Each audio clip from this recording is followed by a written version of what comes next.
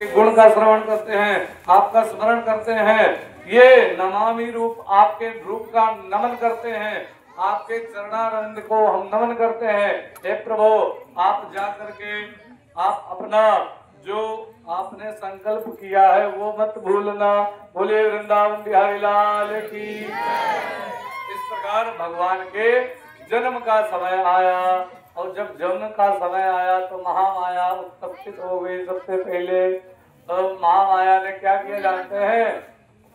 सब जितने थे, लेकिन शरीर रूप से नहीं, जितने थे वो जितने थे कंस के सेवक सब सो गए।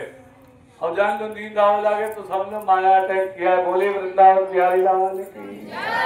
तो सब सेवक सो गए, और सेवक जब सो गए अब क्या पूछना है। और देवताओं ने खूब फूलों की वर्षा की, और भगवान का जब जन्म का समय आया तो भगवान ने बताया मुझे लेकर जाओ, वहां छोड़ देना। तो कहा, माता जी ने कहा कि 4 हाथ वाला बालक होगा तो सही नहीं है, मुझे तो छोटा शिशु चाहिए। आज कहा करो माता, मैं शिशु रूप में ही आऊंगा। शिशु रूप में भगवान का प्रादुर्भाव हुआ। बोले बाल कृष्ण लाल की। भगवान का जैसे जन्म हुआ तो कैसे जो है ये हाथ की हथकड़ी, गले की, पाँव की बेड़ी सब कट गई, और अपने आप खुल गए, ताले खुल गए। और भगवान को लेकर के एक सुपलिया की टोकरी जो कुछ भी मिला उसी में भगवान को लिटा करके बताया था नंद बाबा के यहाँ छोड़ाना। नंद बाबा के यहाँ के लिए चल दिए, और चलते जब बाहर निकले अपने आप ताले खुल गए, और बाहर निकले और चलते जा रहे भगवान शेष, जबकि आ चुके थे लेकिन वो पीछे से छत्र छाया कर रहे हैं। झीनी झीनी बारिश हो रही है, भादों का महीना।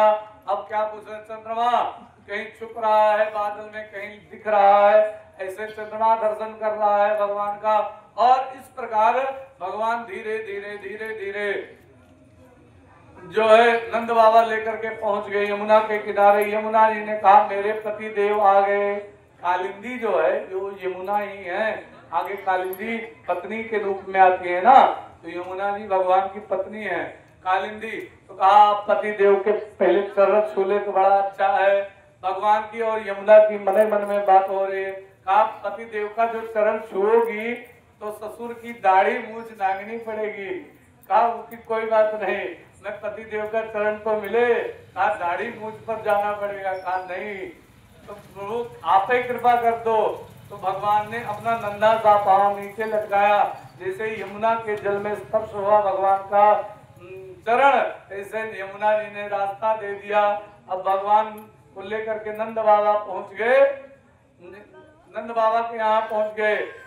वसुदेव जी वहां पर नंद बाबा के यहाँ उतारा, भगवान को लिटाया। वहां से जो कन्या थी उस कन्या को उसी सुपलिया या टोकरी जो कुछ भी थी उसमें जो है बिठा करके वापस लेकर के आए। और जैसे माया आई तैसे सब ताले बंद होने शुरू हो गए, और वो पुनः वैसे गले की तोंक, हाथ में हथकड़ी, पांव में बेड़ी, सब कंप्लीट जितने थे। और खूब जोर से चिल्लाई महामाया।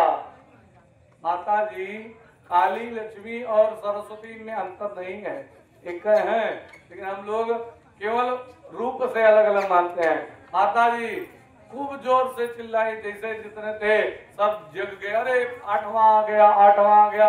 कंस को खबर मिली, कंस दौड़ा दौड़ा गया, अरे 8वां, अब इसको छोड़ना है। आया कंस दौड़ा दौड़ा आया, आ करके उस कन्या को पकड़ करके जैसे पटकना चाहा तैसे वो हाथ से छूट करके चतुर्भुज रूप धारण करके प्रकट हो गई।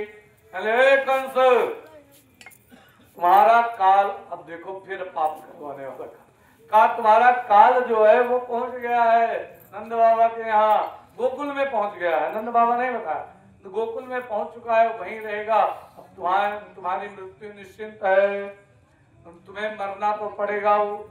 10 वर्ष की आयु अब तुम्हारी बची है। जैसे इतना कहा तैसे जो है बड़े महामाई जैसे इतना कहा, जैसे कंस को बड़ा क्रोध आया, और वो जाकर के विंध्याचल पर्वत पर विंध्यवासिनी के नाम से प्रसिद्ध हुई। बोले विंध्यवासिनी मैया की। अब भगवान, अब कंस जो है मन में छटपटा, इधर उत्सव मनाया जाने लगा। आइए अब हम लोग जन्म की तरफ प्रवेश करें। 2-3 बच्चे इधर आ जाए, आकर के जो है चद्दर ताने और भगवान का जन्मोत्सव मनाया जाए। तब तक हम लोग प्रेम से भगवान के नाम का स्मरण कर रहे हैं। श्री राम जय राम जय जय राम, श्री राम जय राम जय जय राम, जय जय विघ्न हरण हनुमान, जय जय विघ्न हरण हनुमान, श्री राम जय राम जय जय राम, श्री राम जय राम जय जय राम, जय जय विघ्न हनुमान, जय जय विघ्न हरण हनुमान, कौशल्या के प्यारे राम, कौशल्या के प्यारे राम, दशरथ राज